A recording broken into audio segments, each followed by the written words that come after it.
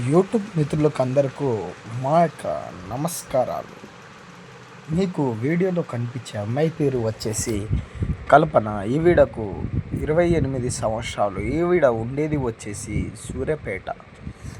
Madam గారైతే మా దగ్గర నుండి లివింగ్ కోరుకోవడం జరిగింది.